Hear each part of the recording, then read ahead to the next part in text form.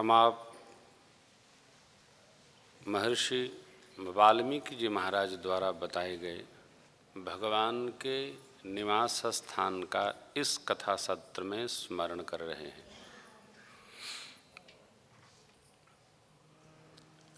हमको, आपको, भैया लोगों को, सबको इन स्थानों को अपने जीवन में दर्शन लेना चाहिए। हमारी कैसी स्थिति है, भगवान हमारे में किस भाव से, किस स्थान के स्वरूप को मानकर रहेंगे, रहते हैं। महर्षि वाल्मीकि जी ने भगवान का निवास भक्तों का मन और हृदय बताया है। उनके हृदय में वास करिए, उनके मन रूपी मंदिर में वास करिए। उनका हृदय आपके लिए उत्तम स्थान है। कथा वक्ता श्रोता सबको अपने अपने अंदर इस स्थान को बड़ा निर्मल भाव से बनाना चाहिए, जिससे भगवान हमारे मन और हृदय में वास करे। ये दो स्थानों को गा करके हमने पाया, जिनका कान समुद्र स्वभावी हो जाए, कथा रूपी नदियाँ कितना भी आवे भरे नहीं। उनका हृदय भगवान के लिए उत्तम स्थान है। नेत्र जिनके भगवान के दर्शनार्थ लालायित रहे, उनका हृदय भगवान के निवास का सुंदर सदन है। अब तीसरा स्थान है, एक भी स्थान जिसके हृदय में मन में बन गया, शेष 13 स्थल अपने आप बन जाते। सारी भक्ति नहीं करना, एक भक्ति जिसने किया उसको 8 भक्ति दृढ़ हो जाती है। ये प्रभु के वचन हैं। शबरी अम्बा से भगवान ने कहा, श्रमणे नवम हुए कव जिन्हके होई नारी पुरुष सचराचर को सोई अतिशय प्रिय भामिनी मोरे।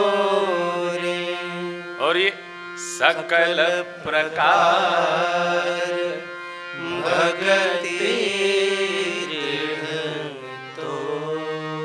नव में से एक भी श्रमणेय जिसके हो जाए वो मुझे सब प्रकार से प्रिय है। पर आप में तो नव की नव भक्ति दृढ़ है। अब आप विचार करें इस प्रसंग पर और शबरी अम्बा के जीवन पर। यज्ञ करना शबरी जी को नहीं आता, मंदिर है नहीं, पूजा करना शबरी जी को नहीं आता। त्रेता यज्ञ प्रधान युग है, द्वापर भगवत पूजन प्रधान है, कलयुग भगवान नाम जप प्रधान है, कीर्तन प्रधान है, सतयुग ध्यान प्रधान है। शबरी अम्बा को पूजा भी नहीं आती है, क्योंकि कही है ना भगवान से माने का, केहि विधि अस्तुति, अस्तुति माने प्रशंसा, केहि विधि अस्तुति करमु तुम्हारी, अधम जाति में जड़मति भारी।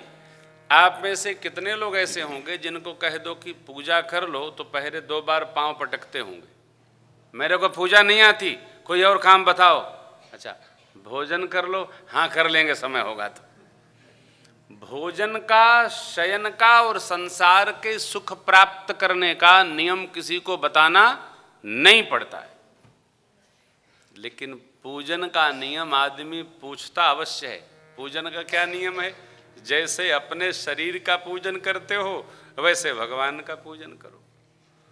पूजा सबसे सरल कार्य है। शरीर की सेवा जितनी कठिन है, भगवान की पूजा उतनी सरल है।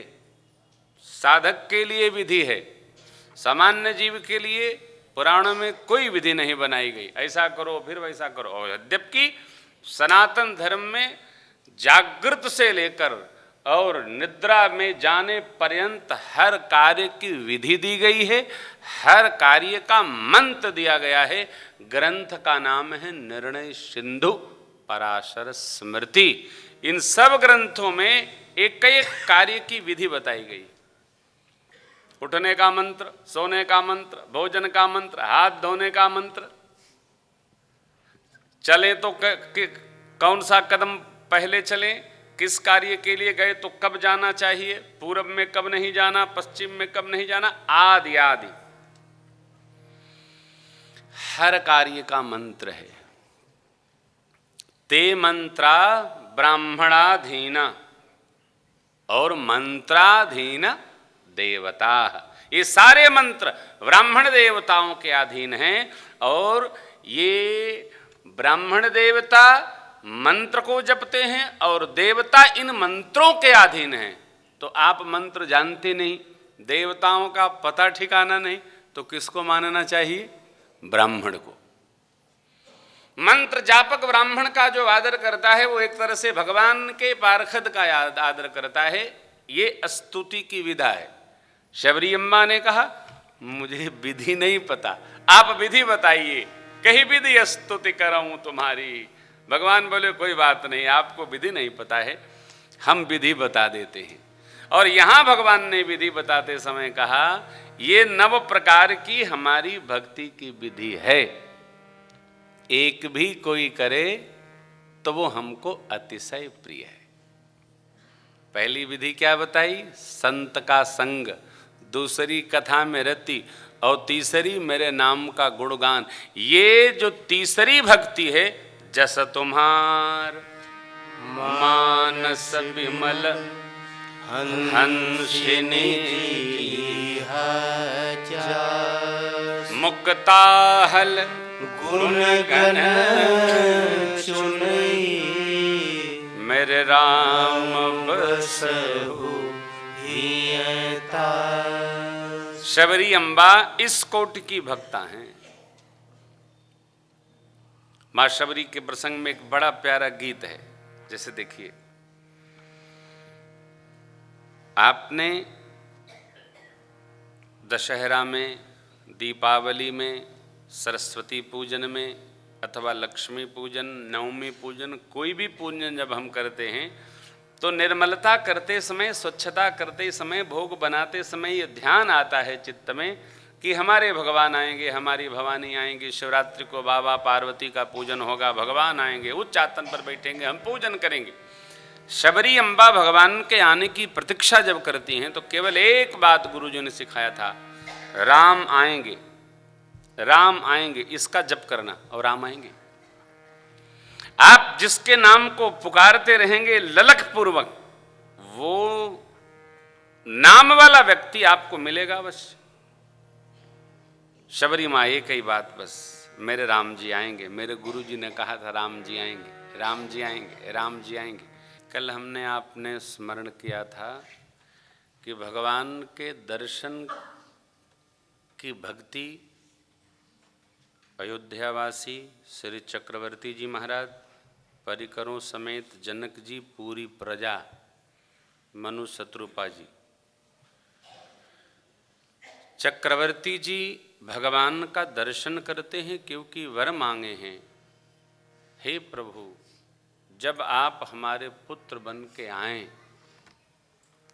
तो आप में हमारा ऐसा प्रेम हो जैसे जगत के जीव पिता का अपने पुत्र में होता है। सुत विषयिक तब पद रति हो, मुहि बड़ मूढ़ कहे कीन को। जब तक हमारा आपका किसी से कोई संबंध नहीं है, मन से, व्यवहार से बाद में करिएगा, तब तक उसके किसी पीड़ा पर हमको कष्ट नहीं होता। और उसके किसी कार्य पर हमको सुख भी नहीं मिलता। जिससे हमारा संबंध बन गया उसके दुख में हम दुखी हो जाते हैं, उसके सुख में हम सुखी हो जाते हैं, मिठाई बांटने लगते हैं। जैसे उदाहरण के लिए क्रिकेट का मैच हो रहा है, मैं तो देखता ही नहीं, मैं तो समय की बर्बादी मानता हूं। लेकिन लोग देखते हैं और देखते हैं, ऐसा देखते हैं कि यदि भारत हार गया तो उनके लगे घर में कोई मर गया, और जीत गया तो पूरे मोहल्ले को मिठाई बांटते हैं। क्या भैया क्या बात है, भारत जीत गया, आपको क्या फर्क पड़ा?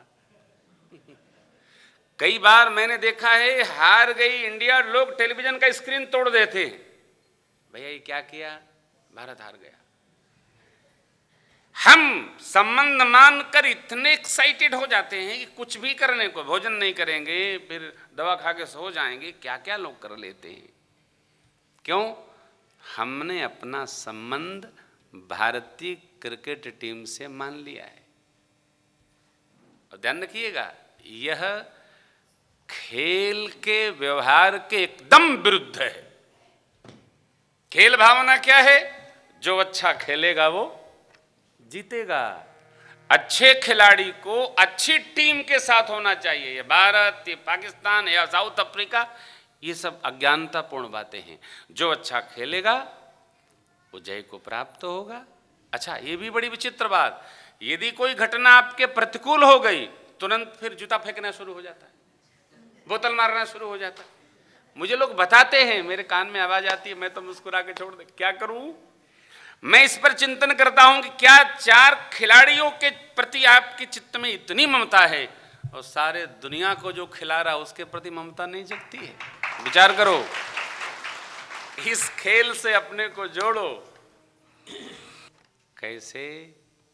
जिसके प्रति हमारी ममता होनी चाहिए उसके प्रति हमारी ममता न होकर जगत के प्रति हमारा कर्तव्य दृढ़ हो गया है। हम इतने दृढ़ हो गए हैं, सारा कार्य हमारा जगत के प्रति होता है।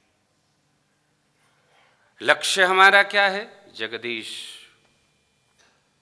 अब किसने ऐसी भक्ति की?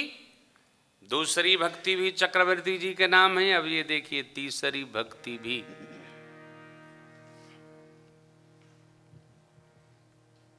हा रघुनंदन प्राण पीड़ित, तुम बिनु जियत बहुत दिन बीते। हे राम जी, चक्रवर्ती जी प्रातः सायं 8 आयाम राम जी के नाम का ही स्मरण करते। राम जी के नाम का स्मरण करते करते करते करते हमारा मन, बुद्धि, चित्त, अहम सब राममय हो जाए। भक्तराज विभीषण राम नाम का स्मरण करके सोते, राम नाम स्मरण करके उठते, मनमहु तर्क करें कपिलागा, और ते ही समय क्या किया जगकर, चाय लाओ। विभीषण ने पानी चाय नहीं मांगा, क्या कहा? राम राम। अब देखिए हनुमान जी इधर मनमहु तर्क करें कपिलागा, ते ही समय विभीषण जागा, और जगते विभीषण जी राम राम ते ही समिरन हृदय हर्ष कपि सज्जन चीन्हा, यही सन हठि करी हूं पहचानी, क्यों? साधु है। आप जब पाठ करते हैं तो एक एक चौपाइयों को अपने मन के निकट लाओ। कम पढ़िए, 5 चौपाई की जगह 2 चौपाई पढ़ो। समझो कि क्या, देखो बहुत पढ़ने का कोई अर्थ नहीं, खूब सुनने का भी कोई अर्थ नहीं। खूब सुन लिया, समझ में कुछ नहीं आया। क्या सुना आपने? बड़ी ऊंची कथा सुनी। कितनी ऊंची? बोले सिर से ऊपर जा रही थी। कोई मतलब नहीं सुनने का। कथा ऐसी हो जो इतनी ऊंची हो कि मेरे हृदय के निकट हो जाए। हमारे आपके काम की क्या बात? चक्रवर्ती जी महाराज, हा रघुनंदन, हे प्राणों से प्रिय मेरे राम, आपका मैं स्मरण करता हूं, एक नहीं 9 बार राम राम, राम राम कही पुनः राम कही, राम राम कही, तनु परिहरि रघुबर बिरह, तब राव गयउ सुरधार। देखो भैया, जीने का सत्य है भगवान के नाम का स्मरण, भगवत गुणगान, भगवान के गुण समूहों को बारंबार दोहराना, इन्हीं की चर्चा में रमण करना, ये जीने का धर्म है, मानव जीवन की सार्थकता है। भगवान के गुण समूहों को कान से सुनते रहना, भगवान के स्वरूप का अनुसंधान करते रहना, अब भगवत लीला का गुणगान भी करते रहना, ये मनुष्य जीवन की सार्थकता है।